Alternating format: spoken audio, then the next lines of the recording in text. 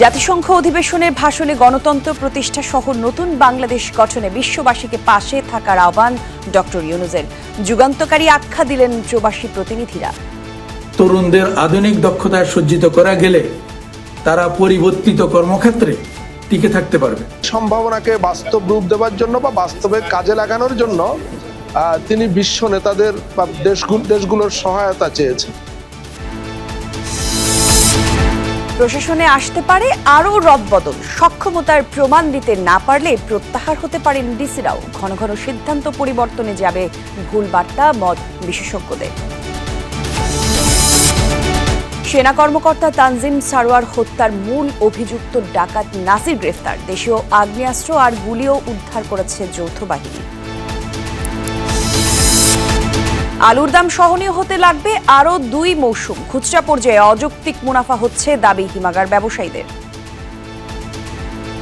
1 KG আলু 42 টাকা পড়ছে, আপনার বর্তমান ব্যস্ত আছে কত? 38 টাকা 39 টাকা, এরকম কইতেছে আলুর দাম বেশি। একটা কৃষক আলু ব্যস্ত আসে না, তারা যদি আসে এখন তো যদি আমরা কম দামে কিনতে তো আমরা কম দামে বিক্রি করতে পারবো। তথ্য অধিকার আইনের দুর্বলতা দূর করে ঢেলে সাজানোর পরামর্শ টিআইবির। দেশে আইনের শাসন থাকলে ছাত্র শিক্ষক রাজনীতিতে সমস্যা নেই বলল বিশ্ববিদ্যালয় শিক্ষক নেটওয়ার্ক। নতুন বাংলাদেশের মুক্তি এবং গণতান্ত্রিক আকাঙ্ক্ষাকে বাস্তবে রূপ দিতে বিশ্ববাসীর সহায়তা চেয়েছেন অন্তর্বর্তী সরকারের প্রধান উপদেষ্টা ডক্টর মোহাম্মদ ইউনূস। জাতিসংঘ সাধারণ পরিষদের ৭৯তম অধিবেশনে তিনি বলেন, বাংলাদেশে ছাত্র জনতার বিপ্লবের বীরত্বগাথা বিশ্ববাসীর জন্য অনুকরণীয় হয়ে থাকবে। সংবিধান এবং নির্বাচন ব্যবস্থা সহ বিভিন্ন খাতে সংস্কার উদ্যোগের কথাও তুলে ধরেন তিনি। ফিলিস্তিনিদের উপর বর্বর হামলা এবং রাশিয়া ইউক্রেন যুদ্ধ বন্ধের আহ্বান জানান শান্তিতে এই নোবেলজয়ী। এছাড়া রোহিঙ্গা প্রত্যাবাসনে চান আন্তর্জাতিক মহলের সহায়তা।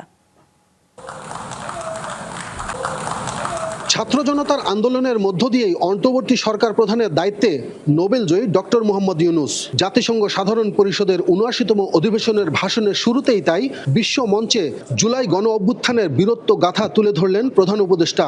বৈষম্য বিরোধী আন্দোলন কিভাবে ফ্যাসিবাদ বিরোধী এক দফা আন্দোলনে পরিণত হয়েছে সেই গল্পই বললেন জাতিসংঘের সাধারণ পরিষদে। অবৈধ রাষ্ট্র ক্ষমতার বিরুদ্ধে প্রবলভাবে সোচ্চার হয়েছিল আমাদের তরুণ তরুণীরা, স্কুল পড়ুয়া কিশোর কিশোরীরা। তারা নিঃসঙ্গ চিত্তে উৎসর্গ করেছিল তাদের জীবন। শত শত মানুষ চিরতরে হারিয়েছে তাদের দৃষ্টিশক্তি। আমাদের মায়েরা, দিনমজুরেরা ও শহরের অগণিত মানুষ তাদের সন্তানদের কাঁধে কাঁধ মিলিয়ে নেমেছিল রাজপথে। জনগণের এই আন্দোলনে আমাদের জানা মতে প্রায় ৮০০-এরও বেশি জীবন আমরা হারিয়েছি স্বৈরাচারী শক্তির হাতে। ডক্টর ইউনূস বললেন, এ এক নতুন বাংলাদেশ। তাই যে ত্যাগের বিনিময়ে এই নবযাত্রা, সেখানে তিনি বিশ্ববাসীর সহযোগিতা কামনা করেন। বাংলাদেশের এই অভ্যুত্থান আগামী দিনগুলোতে বিশ্বের বিভিন্ন প্রান্তে মানুষকে মুক্তি ও ন্যায় বিচারের পক্ষে দাঁড়াতে প্রেরণা যোগাবে। আমাদের মুক্তি ও গণতান্ত্রিক আকাঙ্ক্ষাকে বাস্তবে রূপ দিতে আমি তাই আজ বিশ্ব সম্প্রদায়কে আমাদের নতুন বাংলাদেশের সঙ্গে সম্পৃক্ত হওয়ার উদাত্ত আহ্বান জানাচ্ছি। অন্তর্বর্তী সরকারের প্রধান হিসেবে জাতিসংঘে এই ভাষণে ডক্টর ইউনূস বিগত আওয়ামী লীগ সরকারের সীমাহীন দুর্নীতি ও গণতান্ত্রিক ব্যবস্থা ধ্বংসের চিত্র তুলে ধরেন বিশ্ববাসীর সামনে। তিনি বলেন, বিগত ন্যায় নীতির তোয়াক্কা না করে ব্যাপক লুটপাট চালিয়ে দেশের সম্পদ বিদেশে পাচার করেছে স্বৈরাচারী এই সরকার। মুখোমুখিভাবে দেখতে পাচ্ছি কিভাবে সর্বগ্রাসী দুর্নীতি একটি কার্যকর গণতান্ত্রিক ব্যবস্থাকে ধ্বংসস্তূপে পরিণত করেছে। কিভাবে রাষ্ট্রের মূল প্রতিষ্ঠানগুলোকে নির্মমভাবে দলীয়করণের আবর্তে বন্দী করে রাখা হয়েছিল। কিভাবে জনগণের অর্থকে লুটপাট করা হয়েছিল। কিভাবে একটি বিশেষ স্বার্থান্বেষী গোষ্ঠী সমস্ত ব্যবসা বাণিজ্যকে অন্যায়ভাবে নিজেদের হাতে কুক্ষিগত করে দেশের সম্পদ অবাধে বিদেশে পাচার করে দিয়েছে। দায়িত্ব গ্রহণের ১.৫ মাসের মধ্যে তার সরকারের নেওয়া বিভিন্ন খাতের সংস্কার সহ সব পদক্ষেপের কথা তুলে ধরেন ডক্টর ইউনূস। তিনি জানান, গণতন্ত্র, মানবাধিকার, সংবিধান ও নির্বাচন ব্যবস্থা সম্পর্কে মানুষের আস্থা ফিরিয়ে আনতে চায় তার সরকার। আত্মবিশ্বাস ফিরিয়ে আনতে এবং নির্মম অতীত যেন আর ফিরে না আসে কোনোদিন, সেই জন্য আমরা কিছু সুনির্দিষ্ট খাতে সংস্কারকে অগ্রাধিকার দিয়েছি। সেই লক্ষ্যে আমরা বিদ্যমান নির্বাচন ব্যবস্থা, সংবিধান, বিচার ব্যবস্থা, জনপ্রশাসন, আইন শৃঙ্খলা ব্যবস্থা সংস্কারের জন্য স্বাধীন কমিশন গঠন করেছে। রোহিঙ্গা শরণার্থী প্রত্যাবাসনে আন্তর্জাতিক মহলের সহায়তা চান ডক্টর ইউনূস। এছাড়াও জলবায়ু পরিবর্তনের প্রভাব মোকাবেলায় অগ্রাধিকার নির্ধারণের তাগিদ দেন এই নোবেলজয়ী। আমরা রোহিঙ্গাদের জন্য মানবিক সহায়তা কার্যক্রম চালু রাখা এবং তাদের টেকসই প্রত্যাবাসন নিশ্চিত করার উদ্দেশ্যে আন্তর্জাতিক সম্প্রদায়ের পর্যাপ্ত সহায়তা অব্যাহত রাখার আহ্বান জানাচ্ছি। ফিলিস্তিনে গণহত্যা শুধু আরব কিংবা মুসলমান নয়, বরং সমগ্র মানব জাতির জন্যই উদ্বেগের বলে উল্লেখ করেন ডক্টর মোহাম্মদ ইউনূস। ফিলিস্তিনের জনগণের উপর চলমান নৃশংসতা, বিশেষত নারী এবং শিশুদের সাথে প্রতিনিয়ত যে নিষ্ঠুরতা বিশ্ব দেখাচ্ছে, তা থেকে নিস্তারের জন্য বাংলাদেশ অনতিবিলম্বে সম্পূর্ণ যুদ্ধবিরতির আহ্বান জানাচ্ছে। একটি সরকার কিভাবে স্বৈরাচারের রূপ নেয়, কিভাবে গণতন্ত্রকে হত্যা করে, কিভাবে নির্বিচারে গণহত্যা চালায়, তার উৎকৃষ্ট উদাহরণ বিগত সরকার। বাংলাদেশের সেই উদাহরণটি টেনে বিশ্ব নেতাদের সামনে ভবিষ্যৎ বাংলাদেশের একটি রূপরেখা তুলে ধরলেন ডক্টর মোহাম্মদ ইউনূস, যেখানে ঘুষ, দুর্নীতি এবং অনিয়ম থাকবে না, মানবাধিকার নিশ্চিত করা হবে, আইনের শাসন প্রতিষ্ঠা করা হবে। সে লক্ষ্যে বিশ্ব নেতাদের সকলের সহযোগিতা কামনা করলেন তিনি। আব্দুল্লাহ তুহিন, যমুনা নিউজ, জাতিসংঘ সদর দপ্তর, নিউ ইয়র্ক। জাতিসংঘ অধিবেশনে প্রধান উপদেষ্টা ডক্টর মোহাম্মদ ইউনূসের ভাষণকে যুগান্তকারী আখ্যা দিয়েছেন যুক্তরাষ্ট্রে বসবাসরত প্রবাসী বাংলাদেশিদের প্রতিনিধিরা। ভাষণের প্রশংসা করে তারা বলেছেন, বৈশ্বিক এবং অভ্যন্তরীণ নানা ইস্যুতে ডক্টর ইউনূসের বক্তব্য ছিল দিক নির্দেশনামূলক এবং তাৎপর্যপূর্ণ। যুক্তরাষ্ট্র থেকে বিশেষ প্রতিনিধি আব্দুল্লাহ তুহিনের আরও একটি রিপোর্ট। বাংলাদেশের এই অভ্যুত্থান আগামী দিনগুলোতে বিশ্বের বিভিন্ন প্রান্তে মানুষকে মুক্তি ও ন্যায় বিচারের পক্ষে দাঁড়াতে প্রেরণা যোগাবে। জাতিসংঘে ডক্টর মোহাম্মদ ইউনূসের ঐতিহাসিক ভাষণ, ছাত্র জনতার গণ অভ্যুত্থানের প্রেক্ষাপট, অন্তর্বর্তী সরকারের দায়িত্ব নেওয়া, সংস্কার কর্মসূচি ও দেশ পুনর্গঠনের পাশাপাশি অভ্যন্তরীণ এবং বৈশ্বিক নানা ইস্যুতে কথা বলেছেন প্রধান উপদেষ্টা। ডক্টর ইউনূসের বক্তব্যের সময় মুহুর্মুহু করতালিতে তাকে অভিনন্দন জানান বিশ্ব নেতারা। ভাষণের প্রশংসা করেছেন যুক্তরাষ্ট্র প্রবাসী নানা শ্রেণী পেশার মানুষ। বাংলাদেশের সরকার প্রধান হিসেবে এখানে যেভাবে প্রত্যেকেই সমাদৃত করেছেন, সম্মানিত করেছেন, এটা আসলেই একটা গর্বের বিষয়। ডক্টর ইউনূস বিশ্বাস করেন যে তরুণদের আধুনিক দক্ষতায় সজ্জিত করা গেলে তারা পরিবর্তিত কর্মক্ষেত্রে টিকে থাকতে পারবে এবং সৃজনশীল ভূমিকা পালন করতে পারবে। আমেরিকার বিভিন্ন বড় বড় লেভেলে আর্টিফিশিয়াল ইন্টেলিজেন্স নিয়ে কাজ করছেন, তাদেরকে বাংলাদেশে ফিরিয়ে নিয়ে গিয়ে বাংলাদেশের যে চ্যালেঞ্জ হবে, এই চ্যালেঞ্জ মোকাবেলায় বাংলাদেশ কিভাবে আগামী দিনে প্রস্তুতি নেবে, সেই ব্যাপারে কিন্তু উদ্যোগ নিতে হবে। বিশ্লেষকরা বলছেন, প্রধান উপদেষ্টার বক্তব্যে নতুন বাংলাদেশের জন্য সম্ভাবনার এক নতুন দ্বার উন্মোচিত করেছে। তাদের আশা, দেশ পুনর্গঠন ও অভ্যন্তরীণ নানা সমস্যার বাস্তব ভিত্তিক সমাধানে সচেষ্ট হবেন ডক্টর ইউনূস। যে সম্ভাবনার দ্বার উন্মোচিত হয়েছে বলে তিনি বললেন, সেই সম্ভাবনাকে বাস্তব রূপ দেওয়ার জন্য বা বাস্তবে কাজে লাগানোর জন্য তিনি বিশ্ব নেতাদের বা দেশগুলোর সহায়তা চেয়েছেন। নতুন বাংলাদেশ কিভাবে আমরা এগিয়ে নিয়ে যাব সেটার জন্য বিশ্ববাসীর কাছে তিনি তুলে ধরেছেন, এবং তার এই তুলে ধরাটা গুরুত্বপূর্ণ এই কারণে যে he is a global celebrity. সে যখন একটা কথা বলে এটার মূল্য অন্যরকম। অধিবেশনের শেষ দিকে মালদ্বীপের প্রেসিডেন্ট মোহাম্মদ মইজুর সাথে দ্বিপাক্ষিক বৈঠক করেন প্রধান উপদেষ্টা। যুক্তরাষ্ট্রে আর্থিক ও বিনিয়োগ খাতের বিশিষ্ট প্রবাসীদের সাথেও বৈঠক করেন ডক্টর ইউনূস। এছাড়াও প্রধান উপদেষ্টার সাথে সৌজন্য সাক্ষাৎ করেন জাতিসংঘের under secretary general rubber Fatima. সফরের শেষ দিনে প্রধান উপদেষ্টা ভয়েস অফ আমেরিকা সহ বেশ কয়েকটি আন্তর্জাতিক গণমাধ্যমকে সাক্ষাৎকার দেন। হুমকির মুখে পড়া দেশের সামগ্রিক অর্থনীতি এবং বাংলাদেশের পুনর্গঠনে বিশ্ব নেতৃবৃন্দের কাছ থেকে যে ধরনের সাহায্য সহযোগিতার আশ্বাস পাওয়া গেছে তা সত্যি অভূতপূর্ব বলে মনে করছেন বিশেষজ্ঞরা। এখন বর্তমান সরকার দল মত নির্বিশেষে সবাইকে ঐক্যবদ্ধ করে কিভাবে বিশ্ব নেতাদের কাছ থেকে পাওয়া সেই প্রতিশ্রুতি কাজে লাগিয়ে বাংলাদেশকে এগিয়ে নিতে পারেন, সেটা এখন দেখার অপেক্ষায় সবাই। আব্দুল্লাহ তুহিন, যমুনা নিউজ, জাতিসংঘ সদর দপ্তর, নিউ ইয়র্ক, যুক্তরাষ্ট্র। অন্তর্বর্তী সরকারের প্রধান উপদেষ্টা ডক্টর মোহাম্মদ ইউনূসের প্রতি সমর্থন অব্যাহত রাখার কথা জানিয়েছেন মার্কিন সিনেটের মেজরিটি হুইপ ডিক ডারবিন। নিউ ইয়র্ক সময়ে শুক্রবার ডক্টর মোহাম্মদ ইউনূসের সঙ্গে সাক্ষাৎ করেন তিনি। ডক্টর ইউনূস বাংলাদেশি শিক্ষার্থীদের আঁকা দেয়ালচিত্রের ছবি সম্বলিত দ্য আর্ট অফ ট্রায়াস্ক শীর্ষক আর্টবুকটি উপহার দেন তাকে। এ সময় ডারবিন বাংলাদেশি জনতাকে ধন্যবাদ জানান, বলেন যারা উন্নত ভবিষ্যতে বিশ্বাস করে তারাই ডক্টর ইউনূসকে অন্তর্বর্তী সরকারের নেতৃত্ব দেওয়ার দাবি জানিয়েছে। তিনি ডক্টর ইউনূসের প্রতি অবিচ্ছিন্ন সমর্থনের আশ্বাস দেন। জাতিসংঘ সাধারণ পরিষদের ৭৯তম অধিবেশন এবং অন্যান্য উচ্চ পর্যায়ের দ্বিপাক্ষিক বৈঠক শেষে ঢাকায় ফিরেছেন অন্তর্বর্তী সরকারের প্রধান উপদেষ্টা ডক্টর মোহাম্মদ ইউনূস। এই তথ্য নিশ্চিত করেছেন প্রধান উপদেষ্টার প্রেস সচিব শফিকুল আলম। বলেন, প্রধান উপদেষ্টা এবং তার সফর সঙ্গীরা স্থানীয় সময় রাত ৯:৩০টায় রওনা হয়েছেন। নিউ ইয়র্কের জন এফ কেনেডি বিমানবন্দর থেকে তারা কাতার এয়ারওয়েজের একটি বাণিজ্যিক ফ্লাইটে রওনা হন। ফ্লাইটটি বাংলাদেশ সময় রাত ২:১২টায় ঢাকার শাহজালাল আন্তর্জাতিক বিমানবন্দরে অবতরণ করার কথা। ৪ দিনের যুক্তরাষ্ট্র সফরে জাতিসংঘ অধিবেশনের ভাষণ দেওয়ার পাশাপাশি ছোট বড় ৪০টি সাইডলাইন বৈঠকে করেছেন তিনি এবং ডক্টর ইউনূস ছিলেন সেই বৈঠকগুলোতে। প্রেসিডেন্ট জো বাইডেন ছাড়াও ১৬ জন বিশ্ব নেতার সাথে সাক্ষাৎ করেছেন তিনি। সামনে প্রশাসনে আরও পরিবর্তন আসছে। প্রধান উপদেষ্টা আগামীকাল দেশে ফিরলে কয়েকজন সচিব প্রত্যাহার এবং নতুন পদায়ন হতে পারে, এমন কথা জানিয়েছেন জনপ্রশাসন সচিব। বলেন, নতুন ডিসিদের কেউই সক্ষমতা প্রমাণ করতে না পারলে প্রত্যাহার হতে পারেন। শূন্য থাকা ৮ জেলার ডিসি নিয়োগ হবে দ্রুত। একই সাথে রদবদল হতে পারে এডিসি এবং ইউএনও পদেও। জনপ্রশাসন বিশেষজ্ঞরা বলছেন, অতীত যাচাই করে যোগ্যদের নিয়োগ দিতে হবে। এক্ষেত্রে নিয়োগের পর সিদ্ধান্ত পরিবর্তন হলে ভুল বার্তা যাবে। আলমগীর স্বপনের রিপোর্ট।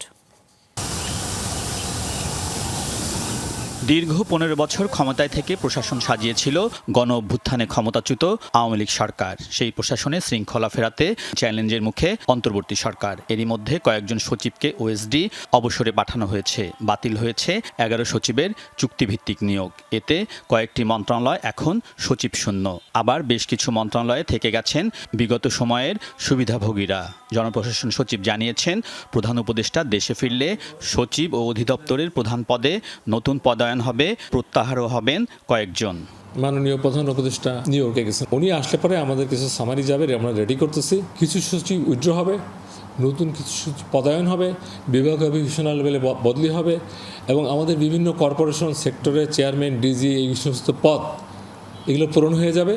মাঠ প্রশাসনের চালক, জেলা প্রশাসক বা ডিসিরা ক্ষমতার পালাবদলে ৫১ জেলায় যোগ দিয়ে কাজ শুরু করেছেন নতুনরা। অভিযোগ থাকায় নিয়োগের পরদিনই বাতিল হয় ৮ জেলার নতুন ডিসির নিয়োগ। তাই ভারপ্রাপ্ত দিয়ে চলছে এসব জেলা। আবার উপসচিব পর্যায়ের কিছু কর্মকর্তার ক্ষোভ ও অভিযোগ আছে নতুন ডিসি নিয়োগ নিয়ে। এমন একটা সমস্যা হচ্ছে যেটা সরকারকে টাচ করবে, অবশ্যই সিদ্ধান্ত নেওয়া হবে। এই জন্য আগেই বললাম, একদিনের ডিসি আছে, এখন তো এদের বয়স কয়েকদিন হয়ে গেছে এবং এদেরকে প্রমাণ করতে হবে তারা ফিট, তারা for the people, for the state.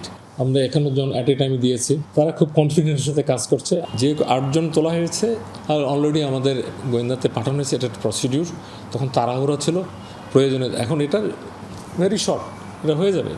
মাঠ প্রশাসনের দীর্ঘ সময় ইউএনও ও এডিসির দায়িত্বে আছেন অনেকে। এক্ষেত্রে পরিবর্তনের প্রয়োজনে বিভাগীয় কমিশনাররা ব্যবস্থা নিতে পারে বলে জানিয়েছেন সচিব। ডিভিশনাল কমিশনার ফিল করছেন, ওনাকে অথরিটি দেওয়া আছে, ওরা বদলাচ্ছেন, উইথড্র করছেন।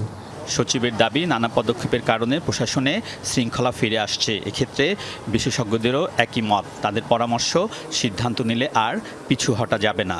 সিদ্ধান্ত নেওয়ার ক্ষেত্রে বুঝে শুনে নেওয়া উচিত এবং নিলে আর পরিবর্তন না করা ভালো, কারণ পরিবর্তন করলে একটা খারাপ বার্তা যায়। তারা গুছানোর চেষ্টা করতেছেন, একটু সময় লাগতেছে।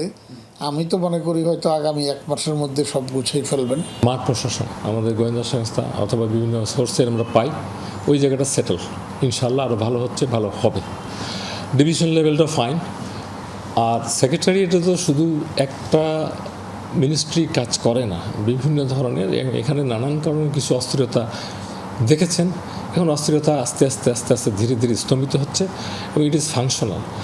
সচিব জানান, প্রশাসনের চেইন অব কমান্ড ফিরিয়ে আনতে কঠোর সরকার। ১ অক্টোবর শুরু হচ্ছে প্রশাসন সংস্কার কমিশনের কার্যক্রমও। আলমগীর স্বপন, যমুনা নিউজ, ঢাকা। কক্সবাজারের চকরিয়ায় সেনা কর্মকর্তা লেফটেন্যান্ট তানজিম সারোয়ার হত্যার ঘটনায় আরও ২ জনকে গ্রেফতার করা হয়েছে। ভোরে কাহারিয়া ঘোনা এলাকায় অভিযান চালায় যৌথ বাহিনী। গ্রেফতার করা হয় তানজিম সারোয়ারের মূল হত্যাকারী নাসির এবং তার সহযোগী এনামকে। এ সময় তাদের কাছ থেকে 2টি দেশীয় আগ্নেয়াস্ত্র এবং 3 রাউন্ড গুলি জব্দ করা হয়। প্রাথমিক জিজ্ঞাসাবাদে দুজনই হত্যাকাণ্ডে জড়িত থাকার বিষয়টি স্বীকার করেছে। এখন পর্যন্ত 9 জনকে গ্রেফতার করল আইন শৃঙ্খলা বাহিনী। সোমবার রাতে ডুলাহাজরার মাইচপাড়া এলাকায় অভিযান চলাকালে ডাকাতের ছুরিকাঘাতে গুরুতর আহত হন লেফটেন্যান্ট তানজিম সারোয়ার। রামসম্বলিত সামরিক হাসপাতালে নেওয়া হলে চিকিৎসাধীন অবস্থায় মারা যান তিনি। রাজধানীর অভিজাত এলাকা গুলশান 2-এর একটি খালি প্লটের ভেতর থেকে 2 ব্যক্তির বিকৃত মরদেহ মিলল। শনিবার 11:30 নাগাদ তাদের মরদেহ উদ্ধার করে পুলিশ। নিহতরা হলেন রফিক নামের 80 বছরের এক বৃদ্ধ এবং 16 বছরের কিশোর সাব্বির। রফিক ওই প্লটটি দেখাশোনার পাশাপাশি চায়ের দোকানদারি করত, আর সাব্বির সেই দোকানে কাজ করত। স্থানীয়রা জানান, বৃহস্পতিবার থেকে চায়ের দোকান বন্ধ ছিল। পরিবারের সদস্যরা বলছেন 3 দিন যাবৎ তাদের খোঁজ পাওয়া যাচ্ছিল না। শনিবার প্লটের মধ্যে প্রবেশ করলে তাদের মরদেহ দেখতে পায় তারা। খবর পেয়ে পুলিশ এবং সিআইডি আলামত সংগ্রহ করে কাজ শুরু করে। তবে কারো সাথে পূর্ব শত্রুতা ছিল কিনা সেটি এখনই বলা যাচ্ছে না। ও 10 বছর ধরেই এখানে আছে। না, প্রাথমিক কোনো কারণ জানা যায়নি। পুলিশ আগে ইনভেস্টিগেশন করবে। এমনি ভালো ছিল, কিন্তু আসলে হঠাৎ করে আসলে খুবই দুঃখজনক বিষয়। এ বিষয়ে আরো কিছু তথ্য আমরা জানবো। আমাদের সহকর্মী রাব্বি সিদ্দিকী আছেন সেখানে। রাব্বি, একটু জানাবেন ঠিক কি কারণে এই হত্যাকাণ্ড, কিছু জানতে পারলেন কিনা, কোনো তথ্য পাওয়া গেল কিনা? কলি, এখন পর্যন্ত হত্যার যে প্রকৃত কারণ সেটি কিন্তু পুলিশ জানাতে পারেনি। হ্যাঁ, এখানে স্বজনরা এসেছেন, দেখতেই পাচ্ছেন যে যেই স্বজন এখানে এখানে আপনার ভাইয়ের নাম কি? আপনার ভাইয়ের নাম সাব্বির। হ্যাঁ, আমার ভাইয়ের নাম কাজ করতো না।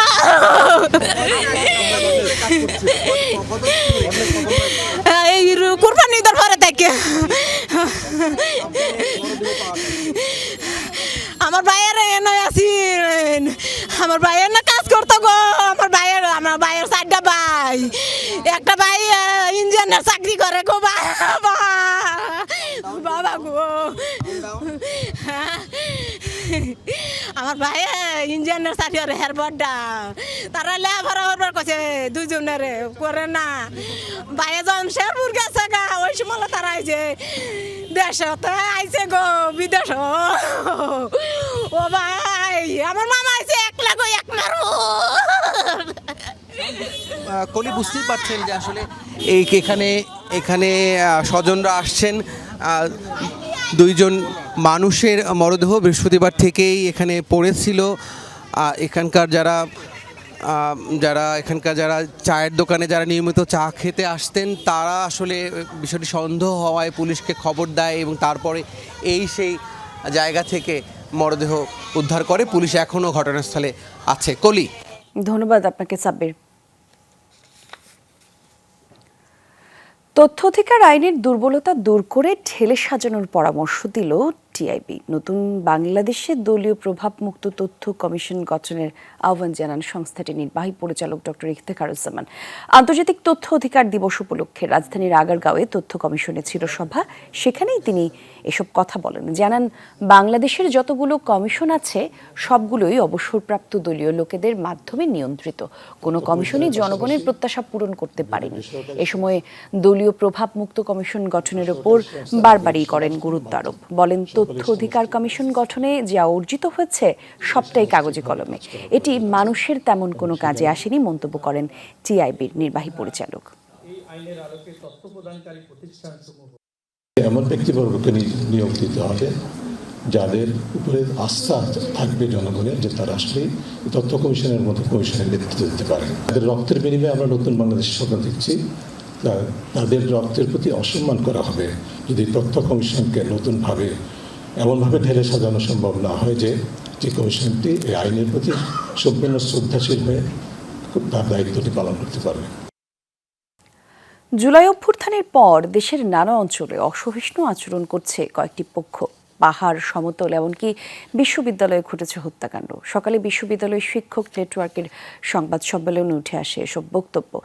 রাজনীতির নামে ঘৃণা, বিদ্বেষ, অসহিষ্ণুতা থাকা যাবে না এমনটা জানান বক্তারা। তারা বলেন, লড়াই কোনো বিশেষ দলের ছিল না, সবার লড়াই ছিল। সভায় ভিন্ন মতাবলম্বীদের নানাভাবে দমনের চেষ্টা করছে বলেও জানান তারা। আর সেই সাথে সাইবার নিরাপত্তা আইন বাতিলের আহ্বান জানানো হয়। বক্তাদের দাবি, এই আইন ভুলভাবে প্রয়োগ করা হতে পারে। পাশাপাশি দেশে আইনের শাসন থাকলে ছাত্র শিক্ষক রাজনীতিতে কোনো সমস্যা থাকবে না, এমনটাও ভাবেন তারা। কমছে না ডেঙ্গুর প্রকোপ।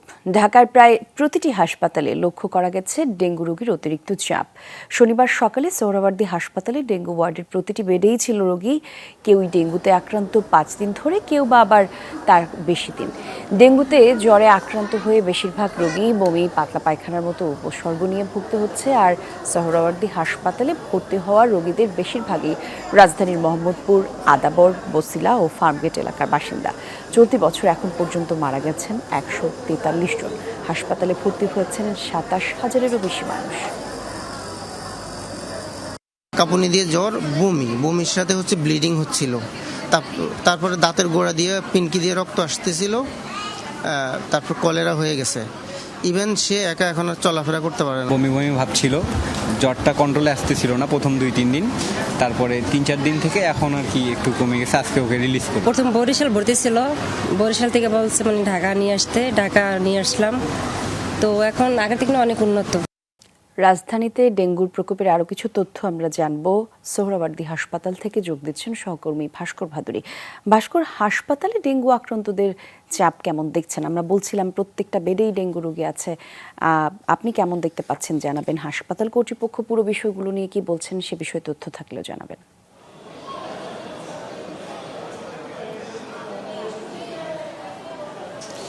প্রাথমিকভাবে যেটা বলি যে এর আগের সংবাদে সোহরাওয়ার্দী মেডিকেল কলেজ হাসপাতালে যে মহিলা ওয়ার্ড, সেই ওয়ার্ড থেকে আমরা সরাসরি সম্প্রচারে যুক্ত হয়েছিলাম। সেখানে মোট রোগী ভর্তি ছিল, মোট বেড রয়েছে 39টি, যার মাঝে রোগী ছিল 37 জন। 2 জন রোগী আজকে ছাড় পেয়েছে। এবং তার পরবর্তীতে এই মুহূর্তে আমরা রয়েছে সোহরাওয়ার্দী মেডিকেল কলেজ হাসপাতালে যে পুরুষ ওয়ার্ড, সেই পুরুষ ওয়ার্ডে এখানে মোট বেড রয়েছে 7টি এবং এই 7টি বেডের প্রায় 7টি বেডই কিন্তু রোগীতে পরিপূর্ণ।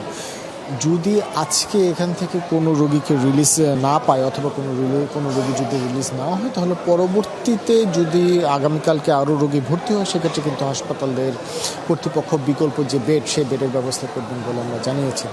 তথ্যের হিসেবে জানিয়ে রাখতে চাচ্ছি, গত 24 ঘন্টায় এই হাসপাতালে 120 জন রোগী ভর্তি হয়েছে। আর বিভিন্ন রোগী এবং কর্তব্যরত যে সকল চিকিৎসকরা রয়েছেন তাদের সাথে আমরা সরাসরি কথা বলছিলাম। তারা আমাদেরকে জানিয়েছেন যে ডেঙ্গুতে আক্রান্ত হয়ে যাদের অবস্থা গুরুতর, তারাই কিন্তু হাসপাতালগুলোতে ভর্তি হচ্ছে। এবং এবার যে বিষয়টি হচ্ছে যে যা গতবারে কিছুটা কম ছিল, যে বিষয়টা আমরা লক্ষ্য করতে পেরেছি যে অর্থাৎ চিকিৎসকরা বলছেন যে শরীরে ডেঙ্গু আক্রান্ত হবার পর শরীরে বিভিন্ন স্থান থেকে রক্তক্ষরণ এবং নতুন যে একটি পার্শ্ব প্রতিক্রিয়া, যে শরীরের বিভিন্ন স্থান অর্থাৎ পাতলা পায়খানা এবং বমির সাথে তো রক্তক্ষরণ হচ্ছেই, তার পাশাপাশি মাড়ি অর্থাৎ দাঁতের বিভিন্ন পাশ থেকে মাড়ি অথবা বিভিন্ন দাঁত থেকে কিন্তু রক্তক্ষরণের ঘটনা ঘটছে, এমন রোগীর সংখ্যাও কিন্তু বেশি।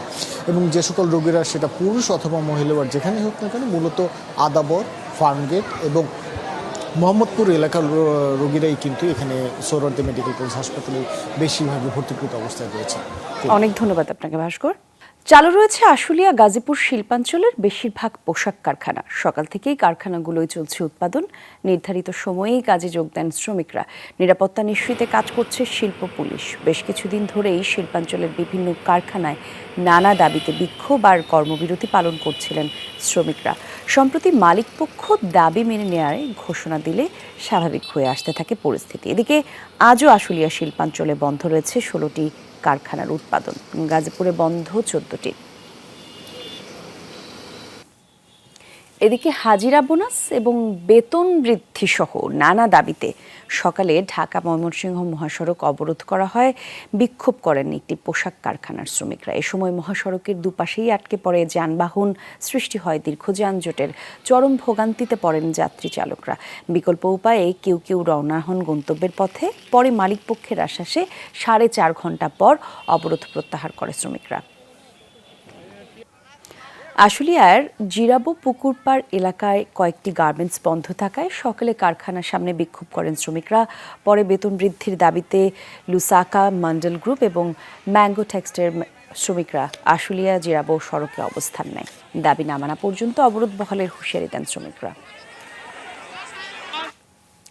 চড়া দামের সম্ভাবনা নষ্ট হচ্ছে দেশি আলুর, কমছে বার্ষিক চাহিদা। বিভিন্ন খাবার তৈরিতে কাঙ্ক্ষিত মান এবং দরে আলু পাচ্ছে না শিল্প।